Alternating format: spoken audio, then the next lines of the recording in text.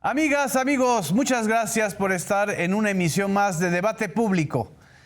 Hoy vamos a abordar varios temas nacionales e internacionales que forman parte de la agenda de la información y de los sucesos de estos días. No terminábamos de sorprendernos del viraje tan importante que ocurrió a nivel electoral en dos grandes naciones europeas, potencias económicas. En Gran Bretaña, los laboristas recuperan con una amplia ventaja el gobierno en Gran Bretaña después de 14 años de gobiernos conservadores y de 14 años que implicaron la salida de esta nación de la Unión Europea, el Brexit, y la sorpresa de cómo se reconstituyó el Partido Laborista, un partido de centroizquierda que ha gobernado Gran Bretaña durante varias ocasiones en consonancia con los Tories, los conservadores. Aquí estamos viendo el momento de la victoria. Y 2 días después, para sorpresa también de todas las encuestas y de todos los medios que no habían previsto este resultado, en Francia, la segunda vuelta electoral para elegir a los integrantes de la Asamblea Nacional le dieron 1/3 mayoritario de los votos a la coalición del nuevo Frente Popular encabezada por este personaje que estamos viendo en pantalla, Jean-Luc Mélenchon, 3 veces candidato presidencial, dirigente de la izquierda radical desde los parámetros occidentales, por llamarlo de alguna manera, y que logró el milagro que los franceses esperaban: frenar a la ultraderecha de Marine Le Pen, una ultraderecha que considera que los migrantes le restan trabajo a los franceses, que hay que restringir las fronteras y que hay que apoyar a Rusia también en su aventura bélica contra Ucrania y otra serie de cosas extrañas. La derrota evidentemente fue para el presidente en funciones, Emmanuel Macron. Y mientras eso estaba sucediendo en Europa, en México retornamos a nuestra realidad kafkiana. El otrora gran partido en el poder, el Partido Revolucionario Institucional, pues protagoniza en estos momentos, pues yo no sé si llamarlo talk show, teatro regional, una especie de escándalo interno que está sirviendo para que afloren muchas de las cosas que durante algunos años no se habían vuelto a escuchar. Alito Moreno, este personaje que vemos en pantalla, ex gobernador de Campeche, ex senador, quien se apropió de la estructura del PRI en 2019, encabezó después de su contundente derrota electoral en el 2 de junio del 2024, esta asamblea adelantada además, porque ni siquiera ha terminado jurídicamente el proceso de la elección presidencial, para reformar los estatutos de su partido y permitir la reelección consecutiva 2 veces más hasta 2032. Alito Moreno, que tiene en contra a varios de los exdirigentes y expresidentas del PRI y también a exgobernadores y a figuras que en otras épocas eran prácticamente intocables, como Manlio Fabio Beltrones, exgobernador de Sonora, dirigente también del PRI, y personajes como Francisco Labastida Ochoa, el último candidato del PRI que perdió la presidencia de la República en el 2000, o más bien el primer candidato del PRI que perdió la presidencia, la candidatura presidencial, se han unido en un coro de voces para cuestionar a Alito Moreno y para plantear una serie de escenarios y de demandas que ponen otra vez en el centro de la atención, por lo menos política y mediática, el futuro de esta organización que definió el siglo XX mexicano y que ya en el siglo XXI pues prácticamente tiene todo para convertirse en un micropartido a la usanza de los partidos que se vuelven propiedad de una persona o de una familia. No quiero aquí mencionar a cuáles, pero la gran pregunta es ¿hacia dónde va este conflicto y si va a crearse un nuevo partido o una nueva organización de este proceso interno del PRI? Y quiero abrir este debate público con esta pregunta, presentando a mis compañeras periodistas que hoy, como hace una semana también, nos acompañan y son en su gran mayoría muy buenas mujeres periodistas, reporteras, analistas. ¿Quién no? etcétera. ¿O por qué en su gran mayoría? ¿Mandé? Yo también lo iba a cuestionar. Porque en su mayoría, porque yo estoy aquí en minoría. Azul Alzaga, ¿crees que este proceso priista vaya a conducir a la formación de un nuevo partido? A ver, es una gran incógnita. Yo creo que no se están planteando las preguntas que se tendrían que estar planteando, ni el diagnóstico que verdaderamente pudiera llevar a eso. En realidad creo que si uno ve en qué se ha centrado el debate en estos días, todo está girando alrededor de este cambio de estatutos de Alejandro Moreno para reelegirse, y entonces ubica como el gran problema del PRI a un Alejandro Moreno, que la primera pregunta que uno se haría es cómo una organización permite que se dé un proceso para que este personaje se apropie del partido de esa manera. Pero lo otro es que no se puede entender, digamos, la gran crisis del PRI y entonces qué podría pasar con el PRI si no se entiende cómo también el PRI se ha venido despegando desde hace mucho tiempo de lo que es su base social, ¿no? O sea, organizaciones sociales, pero también la ciudadanía.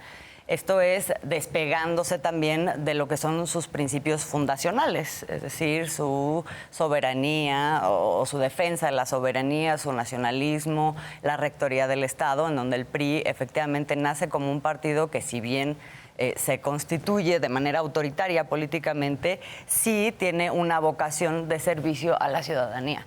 Y eso... ¿Sí la tiene? ¿O sí crees sí la que tuvo? La tuvo. No, Exacto. sí la tuvo. Digo, y ahora es muy simpático oír a Alejandro Moreno hacer alusión a esos grandes momentos del PRI donde creó el ISSSTE y el IMSS. Y, no, Creó las grandes instituciones, ¿sí? Las No, grandes si sabemos instituciones. jugar y el restar. Politécnico.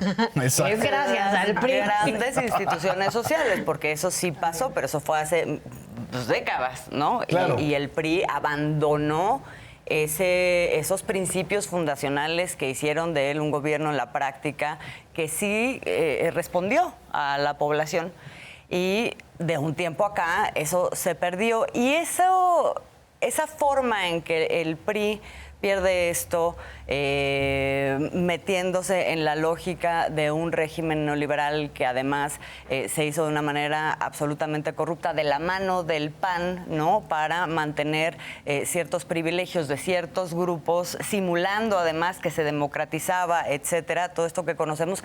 Pues esas son las grandes deudas del PRI que hacen que la población lo rechace de una manera tan mayoritaria. En eso creo que nadie se está enfocando. O sea, si queremos, pongamos que se hace todo un juicio de impugnación, ganan, y entonces el PRI puede plantearse una refundación. Bueno, la gran pregunta es ¿qué partido queremos ser y hacia dónde nos vamos a ir? Ayer estábamos escuchando en una entrevista que hicimos con Aurelio Nuño, que planteaba como concepto el liberalismo popular. Sí, pero eso el PRI hace 1000 años que no o sea, nunca lo ha sido, pues, ¿no? Entonces... Me recordó el liberalismo social de Carlos Salinas de Gortari, que fue la redefinición en el 2000, en la 15ª Asamblea en 1993, si no me equivoco, 94, poquito antes de que se nominara a Luis Donaldo Colosio. O sea, el priismo tiene ese deporte, ¿no? De estar redefiniéndose sus identidades, aunque su esencia no cambie. Exacto, su esencia no cambia, y el hecho es que pues el PRI ha venido gobernando cada vez menos, pero sigue gobernando, y lo que representa el PRI en realidad como organización política pues está muy lejos de lo que hoy reclama una población mexicana. Y eso pareciera que no han acusado de recibo. Exactamente. ¿Cómo observas, Vianey, este proceso de debate en el PRI? Pues de un cinismo total. Y sí lo tengo que decir, tanto de Alito Moreno como de los expristas connotados que critican la reelección de Alito, ¿no? Veo tres cosas. Una, el método de elección de sus dirigentes, ni del PRI ni del PAN, nunca ha sido democrático, ¿no? Sí. O sea, no creo que ahora Ochoa Reza, que critica, ¿no?, la reelección de Alito, pues tampoco fue como, ¿no? Él fue dirigente nacional del PRI, pero no a través de un método democrático, ni tampoco el propio Manlio Fabio Beltrones. Así o sea, es. no nos hagamos, ¿no? La elección de la cúpula priista siempre ha sido de la misma manera. Lo que sucede ahora es que, vamos, una sola persona, en este caso Alito Moreno, se hizo del control, ¿no?, frente a esos grandes connotados priistas que durante muchos sexenios estuvieron tanto al frente del partido hegemónico y dos, pues de lo que en algún momento fue el gobierno. Fueron 7 décadas, ¿no?, en el país. Entonces creo que ahí les falta también un poco de memoria a los expriistas connotados. Me decías, ¿se puede refundar? Pues yo creo que ya refundaron por ahí un ala del Partido Verde Ecologista de México. Ya le reverdeció el PRI, ¿verdad? Ya reverdeció. Eso no, es una nueva oficina de partes, pero bueno, ya lo veremos más adelante. 2, cinismo de Alito Moreno, ¿no? Frente a la militancia, pero incluso frente a sí mismo. O sea, como el domingo hablaba de ahora el PRI irá en contra del neoliberalismo, ¿no? Cuando en realidad pues, al PRI le debemos el Exactamente. ¿no? Las el políticas aterrizaje en México del PRI, del neoliberalismo. Fue por el PRI. Sí, las políticas más neoliberales. O sea, recordemos el Pemex Gate, que lo mencionó, pues, pero las modificaciones para las pensiones, ¿no? El sistema de pensiones de los trabajadores mexicanos. O sea, vamos, han pisoteado los derechos de los trabajadores durante décadas. Ayer veía a Aurelio Nuño también como hablando, ¿no?, de le falta democracia al PRI y se les olvida que justo la posición en la que ahora está el revolucionario institucional frente a la ciudadanía, pues también pasó por el sexenio de Enrique Peña Nieto, y también pasó por el caso de Ayotzinapa. Y Aurelio Nuño estuvo ahí en estas reuniones de autoridades, ¿te acuerdas? Así es. Que denunció a Alejandro Encinas, que crearon la llamada verdad histórica. La gente no es tonta, o sea, claro. Entonces, por ese lado es... ¿Cómo me hablas de un discurso antineoliberal cuando ustedes sentaron las bases en el país del discurso de esta política neoliberal? Y por el otro lado, lo que les decía, estos mártires que ya se conforman a partir de lo que el domingo, el del cambio de los estatutos que hizo Alito, ¿no? Y me refiero a Manlio Fabio Beltrones, y me refiero a Sauri, me refiero a Aurelio Nuño, me refiero a Ochoa Reza, me refiero también a Francisco Labastida Ochoa, ¿no? Hablando de democracia, cuando estuvieron al frente del PRI, del partido, nunca cambiaron los estatutos para que fuera la ciudadanía quienes eligieran a los candidatos, ¿no? O ni siquiera llegaron a lo que ahora ha hecho Morena. Pero por otro lado también se les olvida lo que ellos hicieron cuando fueron gobierno, ¿no? Está Manlio Fabio Beltrones, ¿no? Hablando de democracia cuando fue el que estuvo en el avión, ¿no?, cuando se trasladó a Mario Aburto. Y bueno, estas amenazas que lanza Alito, ¿no?, que desliza entre líneas, menciona el caso Colosio, ¿no?, menciona el Pemex Gate, y entonces lo que dice Aurelio Nuño y Sauri es, es que pues lo que está tratando es de desviar la atención, desviar la comunicación. No, ni de un bando ni del otro. Han entendido que la gente no es tonta y que el proceso de desgaste del PRI es el proceso de todo lo que han hecho como gobierno, como partido, ¿no? Y que al día de hoy pues los tiene como en la cuarta fuerza y a punto de la extinción. Y yo creo que hacia allá van. Así es. Ellos están diciendo, Luisa Cantú, la gran mayoría de los que están criticando ahorita a Alito, que son figuras, no son movimientos sociales, no son ciudadanos, no son militantes en masa, digamos, sino figurones, ¿no? Uh-huh. Que gracias al PRI esta nación tiene las grandes instituciones. Y nos ponen a recetar, pues ese discurso, la verdad que yo lo oí mucho, ustedes por fortuna que son tan jóvenes, no lo escucharon tanto, en donde gracias al PRI está el IMSS, el ISSSTE, Pemex, CFE, bla, bla, bla, bla, bla, la paz, la institucionalidad.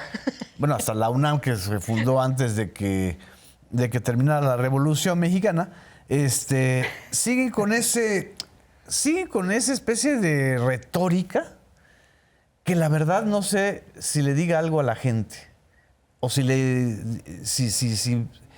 hay un proceso de comunicación real con la sociedad o es otra vez un pleito endogámico. ¿Cómo lo ves?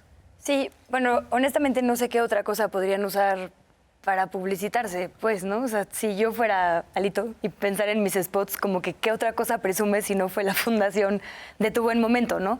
Creo que quien hubiera estado al frente del poder en ese momento hubiera fundado instituciones, ¿no? Como que realmente creo que es ocioso tratar de comparar qué hubiera pasado de estar otro partido, ¿no?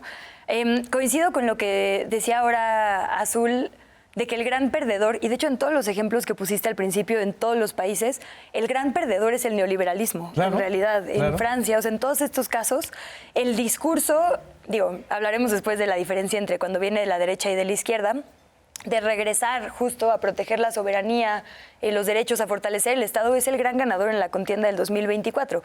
El PRI no supo adaptarse a ese clamor y a estos cambios de tiempos, porque yo no les regateo que efectivamente tuvieron, como decías ahora, muy buenos momentos y momentos en los que pusieron que la educación tenía que ser socialista y para los obreros, o sea, claro que vienen de esa historia, ¿no? No Alito, pero sí el partido, solo que el partido no supo evolucionar. Yo también creo que, como decía, no es justo cargarle a Alito todo el destino final que está teniendo, porque sigue ahí. El PRI, los gobernadores, ¿no?, de la famosa foto de la generación peñista, que hay más presos o en proceso que libres. Que eso era el también nuevo PRI, ¿te acuerdas? El nuevo PRI, claro. O sea, desde ahí viene. Y también creo que la entrega a las transnacionales que viene con esta crisis internacional del modelo neoliberal, o sea, titulares de salud que venían de Fonsalud, o sea, puestas directamente desde la industria justo para obstaculizar, podemos hablar así en el sector energético, en Cofepris, ¿no? Así es. Creo que fue esta entrega al neoliberalismo lo que finalmente le está cobrando factura al PRI y también al PAN. En el caso concreto del PRI voy a decir algo problemático porque ya decidí que voy a poner el debate. Creo que la crítica a Alito pasa por mucho clasismo también. O sea, creo que las acusaciones que se están haciendo en su contra sobre un uso faccioso del partido, sobre ser un atascado con su mansión y sobre haberse enriquecido ilícitamente, sobre su relación absolutamente criminal con mujeres, en realidad podríamos apuntarlo... ¿Criminal? Pues sí hay delitos según las denuncias Acoso. que se han expuesto. De sí. acoso. Uh-huh. Acoso, de extorsión, de amenaza, o sea... En realidad yo les podría decir varios otros líderes que estuvieron bajo esa misma capa, pero estudiaron en el extranjero y entonces ni los criticaron igual los medios de comunicación tradicionales, ni los analistas, ni el propio partido.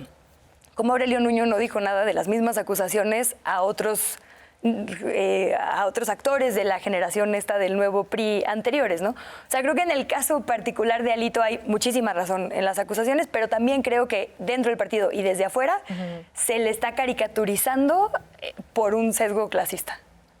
Alito, antes de darle la palabra a Claudia, planteo mi punto de vista. Escuchándolas, Alito es el resultado de ellos mismos. Así es decir, es el espejo en el que no se quieren ver. Crearon a su propio monstruo. Es el Frankenstein. A ver, Alito recibió el apoyo de Manlio Fabio Beltrones, de Roberto Madrazo, de José Murat. Los tres escribieron y han estado condenando a Alito. ¿Cuál es el gran pecado de Alito? Ser mucho más ambicioso y Bueno. vulgar y abierto que ellos. Sí. Para empezar. Segundo término, el PRI nunca ha sido un partido. Eso también hay que entenderlo. Sobre todo quienes estudiamos ciencia política en la facultad de la UNAM, siempre teníamos ese debate de si el PRI era un partido o era un aparato del gobierno. El PRI, como partido para ganar el poder, nunca vivió eso, salvo en el 2012, cuando tuvo que comprar la presidencia de la República, porque tampoco la ganó en términos electorales.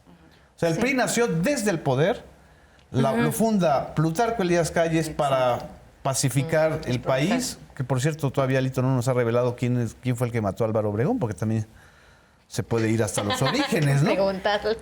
El PNR se convierte en PRM con Lázaro Cárdenas para incorporar a los grandes grupos sociales, las grandes confederaciones de la CNC y de la CTM. Luego, con Miguel Alemán, ya el primer civil en la presidencia de la República después de la Revolución se institucionaliza. Y de ahí viene el gran título de un libro clásico para entender al PRI, que es El Partido de la Revolución Institucionalizada, de Luis Javier Garrido, donde él plantea eso. No es un partido. No es un partido típico o clásico que se forma para buscar el poder, como es el caso de los partidos europeos. Y por eso tampoco tienen esta costumbre de asumir que si te derrotas, o si eres derrotado, pues tienes que dimitir. Sí, la mea culpa. Renuncia. ¿No? Sí. Y tercer eje que ayer me llamó mucho la atención en el debate, nadie menciona el elefante en el centro de la sala del PRI, que es la corrupción. Así es. La corrupción es lo que llevó al PRI a esto. Y a los priistas en general los llevó a esto. Están discutiendo la no reelección, como si estuviéramos en un tema de la época de Madero. Pero no son capaces de autocriticarse y decir, esto nos ha pasado por ser una institución, un organismo o un aparato que se corrompió. Y malito es la demostración de esa corrupción. Justamente esta cuestión de las diferencias que hay, o sea, podríamos decir que precisamente el PRI básicamente es como el aparato social político que marcó los 70 décadas anteriores de nuestro país, con lo que muchísimas generaciones, 7, ¿no? nosotros... Porque 70 son muchas. 7 décadas. 7 décadas que se hicieron como si hubieran sido 1000 años, porque muchísimas de las nuevas generaciones crecimos tal cual, pensando que solamente había un solo partido, hasta que después llegamos a la adultez y ya vemos que hay otras cuestiones políticas. Pero bueno, Alito Moreno sí es como, pues yo creo que se estarían como retorciendo en su tumba los políticos de cepa, como Carlos Hank y todos los que también formaron el grupo Tlacomulco, Plutarco Elías Calles, etcétera, de ver que prácticamente los ideales por los que ellos lucharon se convirtieron en pues como una batalla por el dinero, el poder y la reelección indefinida, pero ¿como de qué? O sea, ahorita Alito Moreno quiere ser presidente prácticamente vitalicio hasta que se pueda reelegir, y después va a hacer otra reforma para que puedan reformarse los estatutos y volverse a reelegir, pero ¿presidente de qué? ¿No? Estamos hablando de un partido que está en ruinas. ¿No? Es un partido que gobernó pues con gran bonancia, de manera única, durante grandes episodios de fuertes momentos tristes para nuestra nación. Hablamos de Acteal, hablamos de San Salvador Atenco, hablamos del 68, hablamos del propio magnicidio que marcó la historia política de nuestro país, y ahora también se atreve a decir, bueno, sabemos que hay información y que esto involucra, o sea, cuando dicen que el perro es bravo, hasta el de la casa muerde, ¿no? Claro. Entonces, muy triste y decadente, incluso yo diría, pues ver que ya dentro de ellos mismos están echando la pelotita, volviendo a quitar como las cenizas de este caso de Luis Donaldo Colosio, cuando el propio hijo ya había dicho, ya por favor dejen este asunto, ya no lucren con la tragedia, ¿no? Y entonces, pues nos preguntaríamos, prácticamente Alito Moreno quiere ser presidente, seguir siendo presidente nacional, ¿de qué? De un partido que ahorita ya es minoritario, con un ¿qué? 11%, 13% del electorado, 10%, 2 gubernaturas, 13 senadores. Yo lo dejaba para que siguiera haciendo bien su trabajo de llevarlo a la decadencia, y en las siguientes elecciones finalmente obtuvieron un 5.5 y perdieron el registro. Pero el problema es que hay 1,000 millones de recursos públicos que pueden ser administrados por Alito Moreno, y eso es también lo que nos dicen los otros compañeros o excompañeros de Alito, ¿no? Ahora, como analista internacional, Claudia, ¿tú qué sientes de ver, por ejemplo, en Gran Bretaña? Es muy sencillo, pierden los conservadores, pierden los Tories, renuncia el primer ministro y al día siguiente ya hay otro gobierno. En Francia, pues ahorita está un poco mareado Macron, pero es como una costumbre ya de honor en los regímenes sólidos, aunque cambien de dirección partidista o de dirección ideológica, que se asuman las derrotas.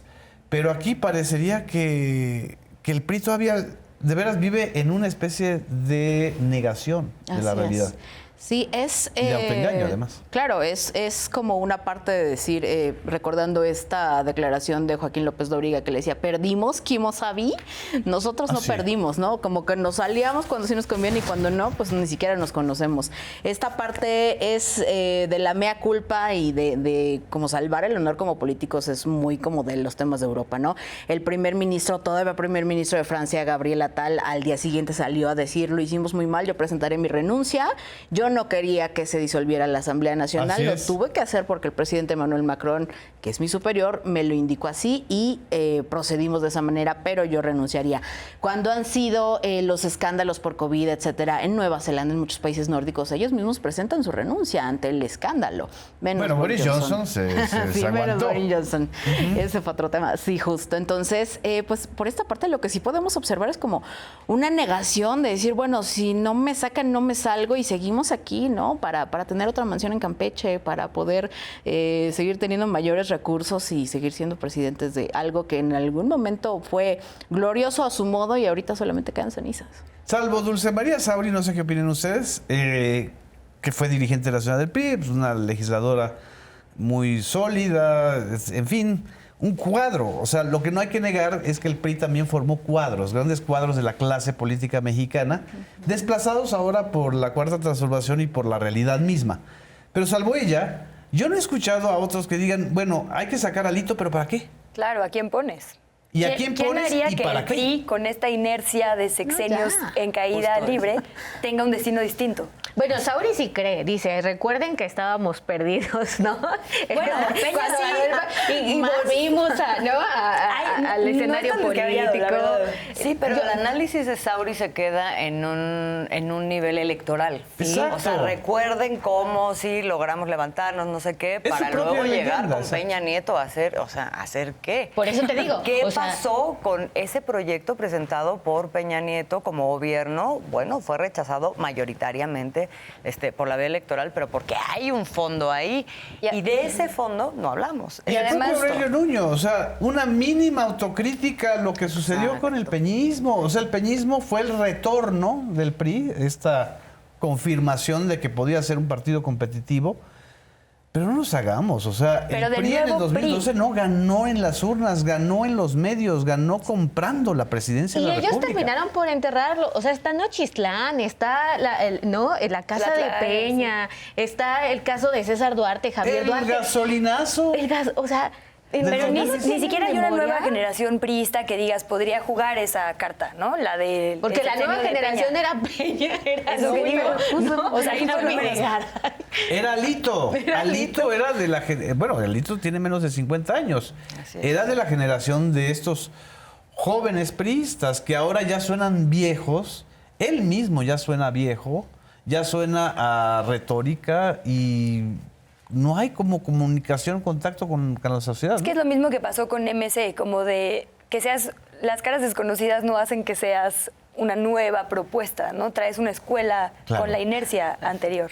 Y Ni tu ponerte edad, tampoco. zapatos o tenis fosforescentes no Que te ya hace nadie joven. puede usar ahora. Porque... Creo, yo lo resumiría así. Creo que así como el PAN nació como oposición y cuando tuvo el gobierno no supo qué hacer, Exacto. ¿no? Ahora el PRI, que nació dentro del gobierno, ahora que no es gobierno, pues ya no saben qué hacer. O sea, creo que ideológicamente esos son sus traumas en este Y momento. creo que todos los partidos los partidos de oposición están adoleciendo en este momento un poco de lo mismo, que es no solamente salen ellos derrotados, sino sale todos los aspectos de un régimen Sí. que gobernó por mucho tiempo derrotados también. Y estamos hablando del poder de los medios de comunicación. Justamente cuando Así es. hablas de Peña Nieto, pues eso marcó absolutamente ese triunfo. Hablas también de una alfabetización que ha venido vertiginosamente dándose por parte de la población en los últimos años. Es decir, hay toda una serie de condiciones que no son las mismas, desde luego, y no saben qué hacer con ellas. O sea, como cuando digo no acusan de recibo, no se dan cuenta de que verdaderamente tendrían que cambiar su forma de pensar, Su ADN. su ADN, su forma de hacer política y su forma de entender ¿para qué quieren hacer política? Porque ellos Si no es están que quieren ser debatiendo. competitivos, No están debatiendo con la sociedad, están debatiendo entre ellos mismos. Así es. Y eso,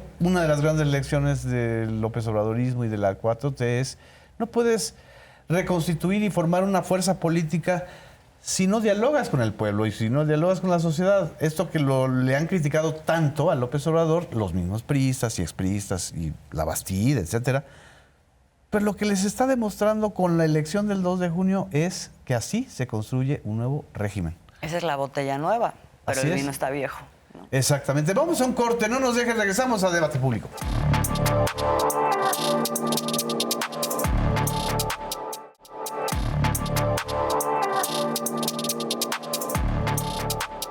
Regresamos a Debate Público, agotamos nuestro tema anterior sobre lo que está ocurriendo en el PRI y no podemos evitar hablar del escenario internacional que ahora se puso muy interesante, intenso. En Estados Unidos, que es la potencia económica, militar del mundo, inevitable no observar que así como le pasó al PRI, este proceso de cleptocracia, es decir, de corrupción y de negación de la realidad, los llevó a la situación en la que están ahora. En Estados Unidos estaba ocurriendo un proceso muy preocupante que podríamos llamar de gerontocracia, y no necesariamente por la edad avanzada de sus dos principales contendientes, Joe Biden y Donald Trump, sino por el anquilosamiento de las estructuras partidistas que están llevando a la ciudadanía norteamericana a una especie de desesperanza. O eligen entre un mitómano compulsivo, violento, racista, xenófobo, hombre del espectáculo y además convicto, confeso, como Donald Trump, o entre un viejo cuadro del Partido Demócrata, resistente, que tuvo sus mejores épocas en otros momentos, pero que en estos tiempos Joe Biden no ha podido demostrar que tenga la capacidad y el equipo necesario para poder enfrentar los desafíos de un mundo que surgió distinto después del COVID de 2019-2020. Este fenómeno de Estados Unidos contrasta enormemente con otros regímenes muy antiguos, pero que tal parece que tienen esa capacidad de reacción social, que es Gran Bretaña y Francia. Y bueno, este planteamiento se los hago como parte del debate que está ahorita a nivel nacional e internacional. ¿Quién quiere participar? Claudia, que es la que explica. Claudia, ¿qué está pasando, Claudia? Bueno, yo creo que básicamente es como el agotamiento de las estructuras tradicionales. Vemos en Estados Unidos, por ejemplo, el Partido Demócrata hasta el momento no ha sabido cómo posicionar nuevas figuras. Kamala Harris, la primera mujer vicepresidenta, Sí. no pintó mucho, no hay grandes figuras dentro de los demócratas. En los republicanos solamente está, si acaso, Tim Scott, pero no son realmente presidenciables. Estamos viendo básicamente como una especie de decadencia que se podría estar observando cuando vemos que solamente hay dos personas de avanzada edad, como bien mencionabas, un mitómano como Donald Trump, o una persona que tuvo pues sus grandes glorias ya en el pasado, como Joe Biden, que son las mejores opciones para la nación más poderosa del mundo, y eso es realmente preocupante. Del otro lado vemos, por ejemplo, a Francia, en donde ya llega esta coalición de las izquierdas bastante fortalecida, algo que no se esperaba para el presidente Emmanuel Macron, quien disolvió la Asamblea a la espera de poder ganar 40 diputados más y poder postular ante el Parlamento Europeo algunas de las reformas. Y por la otra parte tenemos a Reino Unido, que finalmente tuvo una sacudida tremenda con los laboristas, que tuvieron su mayor triunfo desde 1906. Estamos hablando de más de 100 años. Así es. De más de 100 años, y finalmente la gente, después de toda esta cuestión, como que tienen un despertar diciendo que esto básicamente es lo que no quieren y están virando hacia nuevas tendencias políticas. Vamos a ver qué pasa en el caso de Estados Unidos, pero mientras tanto en Francia, Y en Reino Unido a mí me parece una cuestión muy marcada. Terminan 14 años de los conservadores, regresan los laboristas y llegan a darle pues grandes bríos a Reino Unido, que recordemos es una de las naciones más poderosas del mundo, y junto con Francia, miembros del G7, miembros del G20, con grandes participaciones dentro de la OTAN y por supuesto también con poder decisivo tanto de la guerra que en está Ucrania librando y en Medio Oriente. Ucrania con Rusia y las cuestiones de aportar a las armas en la guerra que tiene Israel en la Franja de Gaza. Bueno, perdón. Vas. Bueno, sí, que querías escribir este ángulo que están planteando, que no es un tema de edad necesariamente Así la es. crítica que se está haciendo, sino de estas estructuras y estos poderes que se están aferrando a mantenerse ahí. Y justo como la incursión de mujeres ha cambiado esto, y quería plantear ese ángulo rapidísimo con algunos datos. Ya lo decíamos ahorita, la mayoría de las personas en el mundo son gobernadas por alguien mayor. Por ejemplo, en Estados Unidos la mediana de la población es 38 años y están decidiendo entre octogenarios, ¿no? En México es de 29 y el presidente tiene más de 60. El promedio, digamos, si sumáramos a todos los ejecutivos, es de 62. 62 años en promedio 62 a nivel mundial. intermundial. Bueno, los que mide el Pew Research Center, no sé si mide todos, Ajá. pero me imagino que una buena parte. Los lugares donde el titular del Ejecutivo es menor, o sea, si promediamos la edad de los primeros ministros y presidentes mundiales es 62, pero si promediamos quitando por género, o sea, desagregando por género, Sí. el promedio de mujeres es 57. Es decir, simultáneamente los países que están escogiendo juventudes están escogiendo mujeres. ¿Y qué significa la llegada de una mujer joven? Un rompimiento con una estructura clásica de poder como serían los hombres mayores, ¿no? Que es quienes están estado, digamos, al frente del poder. Y la promesa de eso, aunque hay ciertas tradiciones como el caso muy claro de Kamala Harris, es justo funcionar desde otro lado. Y conecto eso con la crisis, digamos, que estamos viendo de los partidos conservadores tanto en Francia como en Reino Unido. Reino Unido es de los países más poderosos porque es el colonizador, explotador por excelencia, ¿no? Creo que esa es parte, digamos, de la crisis a la que se está llegando. Ese modelo ya es absolutamente insostenible, injustificable, y creo que un poco lo mismo pasó en Francia. Todas estas personas que han apoyado involuntariamente, ¿no? Porque, por ejemplo, las personas migrantes tienen como una doble explotación. Sus países de origen fueron explotados para que las colonias pudieran tener esa bonanza, Sí. y ahora que ellas y ellos migran son además maltratados como si fueran el problema y no el origen, digamos, de la riqueza de esos países, ¿no? Esas personas, y aquí lo conecto con Kylian Mbappé, hoy ídolo político, son justamente quienes están ayudando a cambiar el discurso, a poner, digamos, estas estructuras en evaluación. Y creo que, perdón, no, ¿Crees ibas que a ahorita problematizar algo, para que- Chaco, Chaco. No. Una pregunta que desde hace rato he querido plantear públicamente, pero ahorita que lo estás manejando, ¿tú crees que A ver. una figura del espectáculo como Taylor Swift en Estados Unidos, que tiene una enorme influencia social sobre una generación de menores de 35 años, pueda jugar un papel como el de Mbappé? Absolutamente. O sea, creo que los dos grandes perdedores en todas las contiendas que hemos visto este año son la falsa neutralidad, el falso centro, y ahí está el caso de Macron, y el neoliberalismo, ¿no?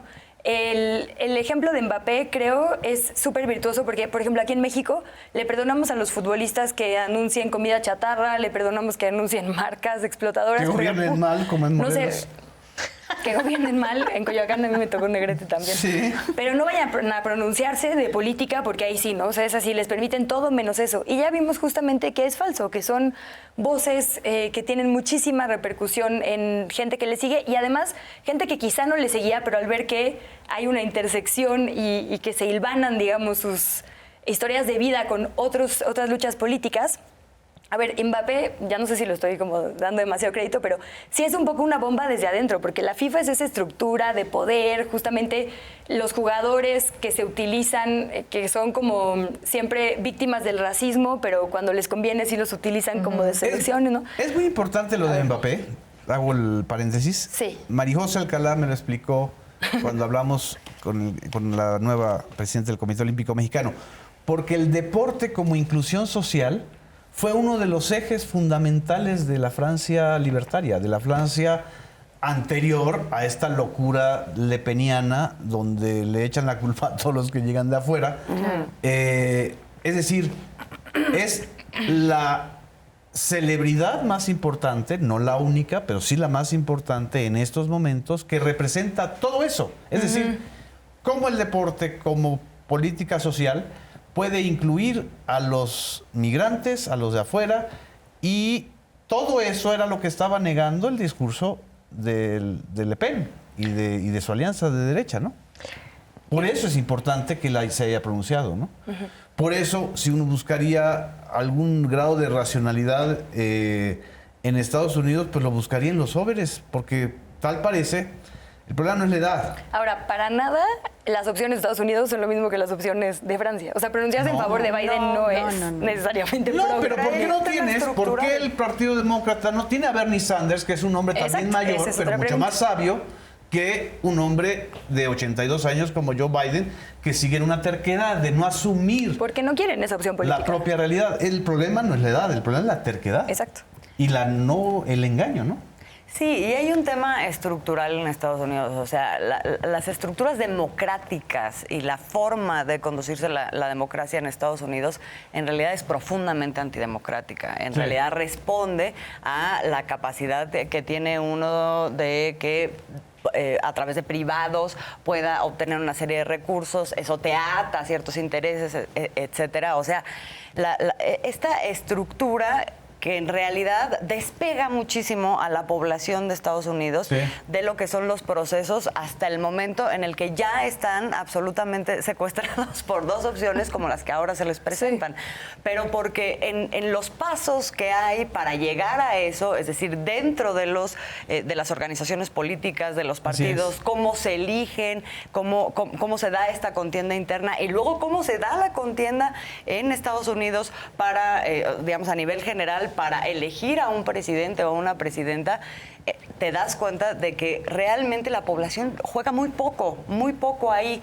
Y eso hace que evidentemente los grandes problemas que hoy enfrenta una sociedad norteamericana que pasa por una tremenda desigualdad, una absoluta descomposición social, y eso lo vemos con el tema de las drogas, y también un tema de cambio climático en donde Estados Unidos juega un papel fundamental y no se habla nunca de las cuestiones que son las centrales, que es cómo ha venido secuestrando los grandes corporativos, todos los ejes decisorios, exacto, en Estados Unidos, afectando a su población y ya no digamos el mundo también. Pero sobre esas cosas, la población de a pie no tiene ninguna forma de incidir o de ser. Por eso un Bernie Sanders está tan marginado y realmente quienes están tomando esas decisiones, y eso lo permiten las estructuras de gobierno y de sucesión democrática en Estados Unidos, pues son estos corporativos, estos grandes intereses. Eso no va a cambiar.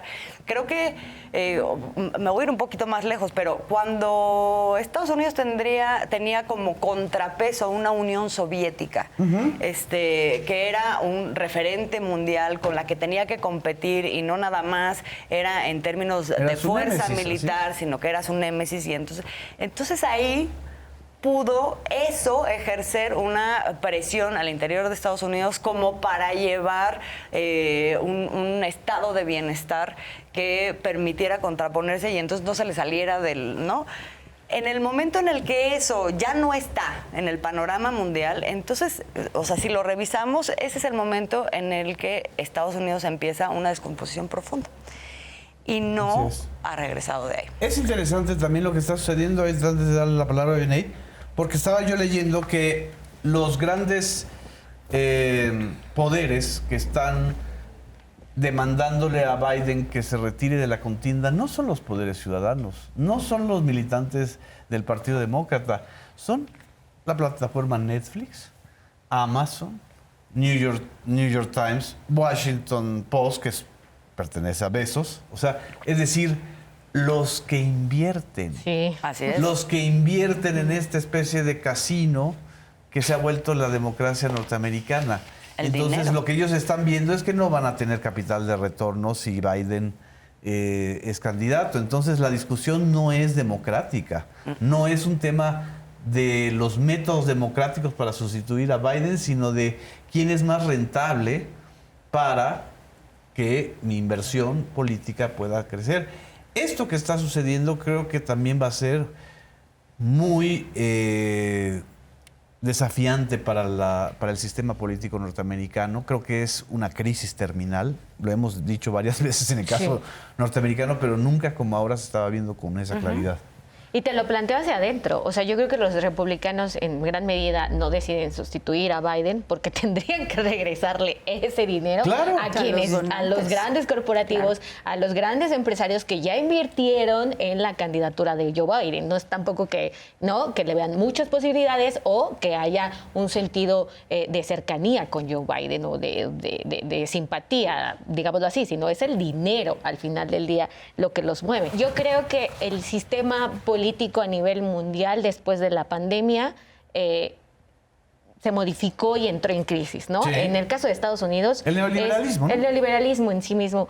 Y en el caso de Estados Unidos, hablando del sistema político, creo que es tan cerca de Dios y también tan lejos de la posibilidad de elegir más allá del bipartidismo. Creo que es una crisis del bipartidismo, ¿no? De o es esto o es esto. Y lo reflejaba el tuit deprimente de Obama, ¿no? De, bueno, yo sé que Joe Biden la regó y estamos por los suelos, pero ¿es esto o el mitómano de ahí enfrente, ¿no? Entonces creo que sí hay una crisis política del bipartidismo, como aquí en México vimos una crisis de la partidocracia, ¿no? Surge un movimiento llamado Moreno y del modelo PRIAN, ¿no? Bueno, pues ahora es la crisis que ellos se enfrentan. Ahora, decías, Taylor Swift, es impresionante cómo las nuevas generaciones prefieren confiar en un artista, en un futbolista que representa para ellos los valores, ¿no?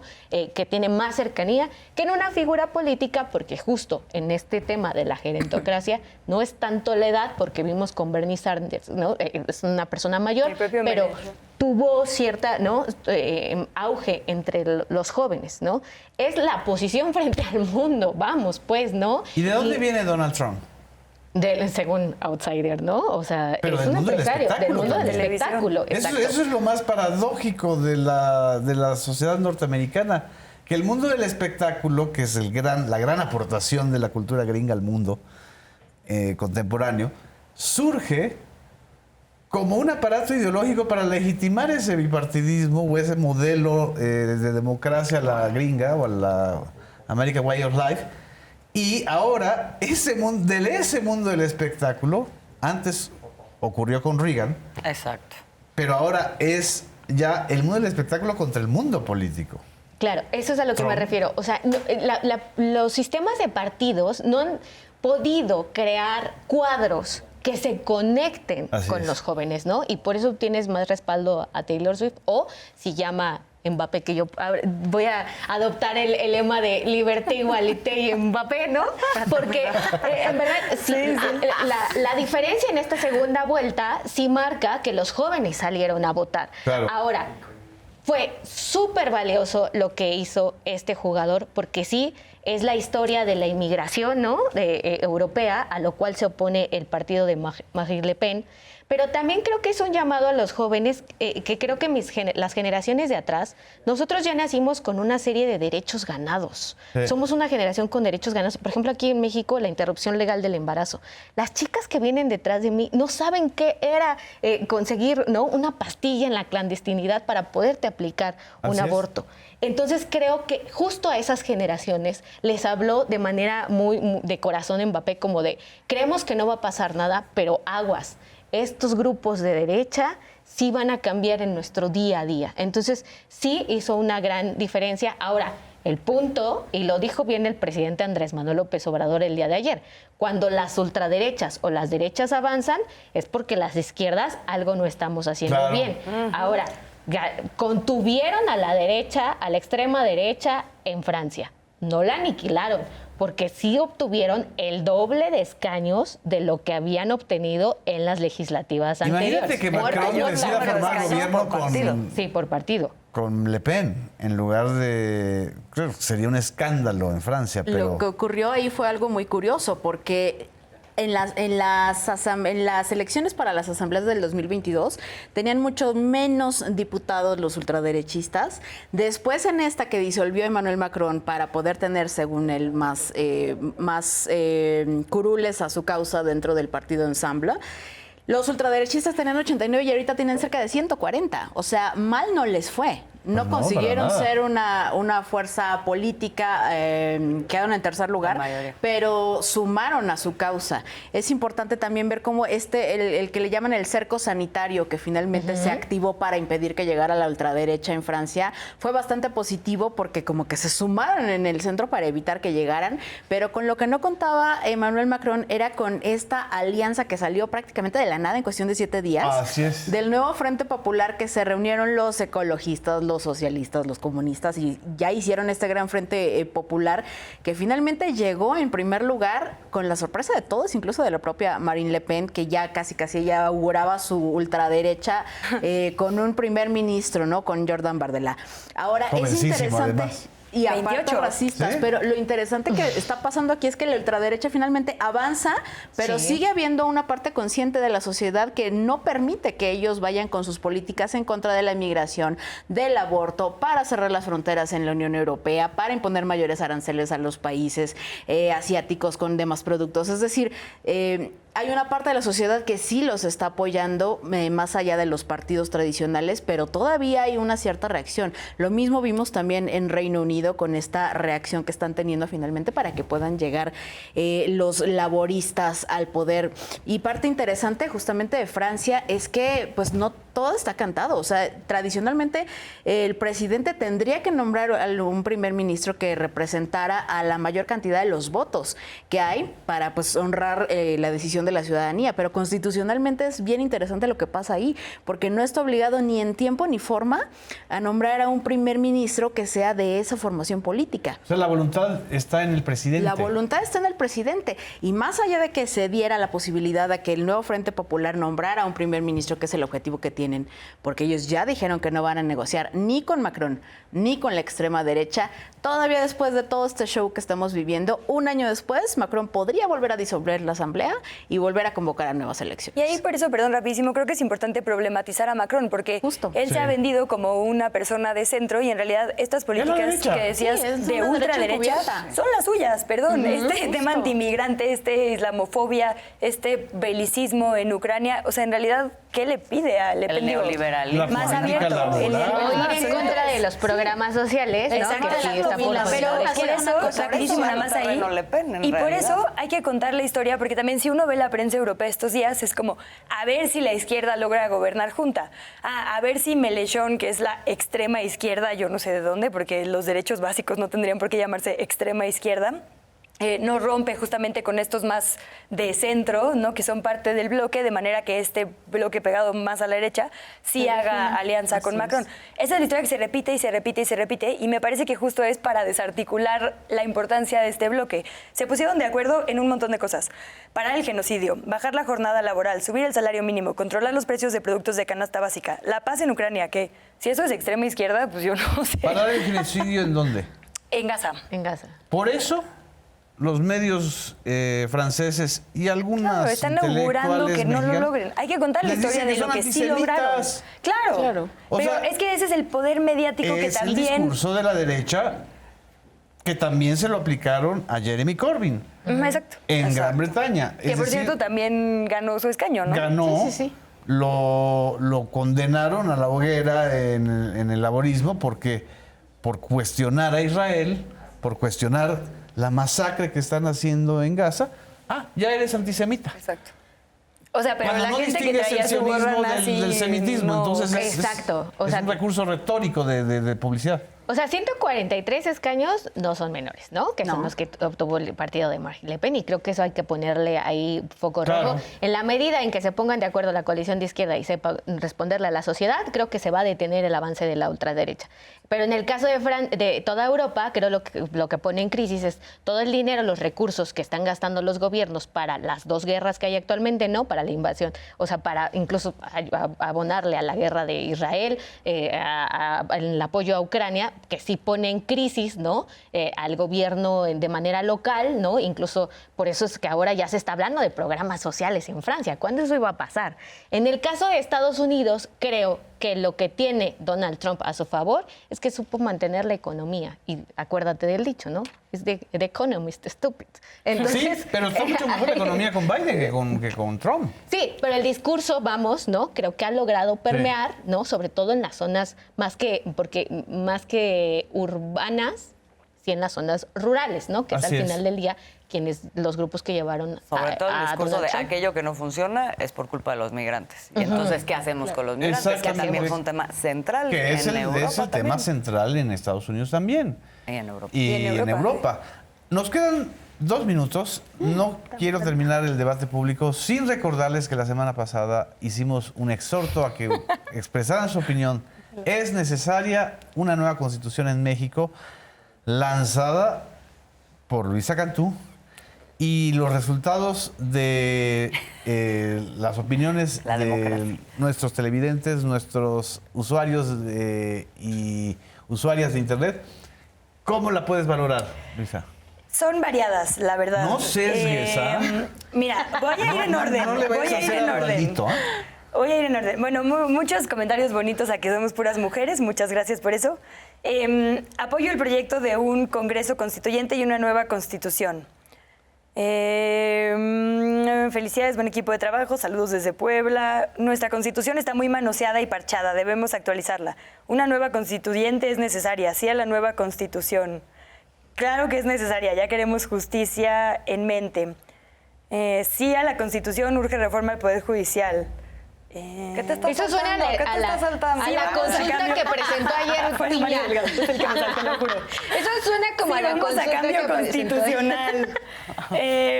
Sí es necesario cambiar la Constitución, pero no a golpe y porrazo. Sí den continuidad a este debate. Ah, perdón, no, ese no. Definitivamente es urgente. Buena mesa de análisis. Será sin revisar eso. Yo creo que sí es necesaria una nueva Constitución, lo juro, lo estoy leyendo. Si hace falta una nueva Constitución, claro que cambiar la Constitución. Pues bien, esa es mi interventora.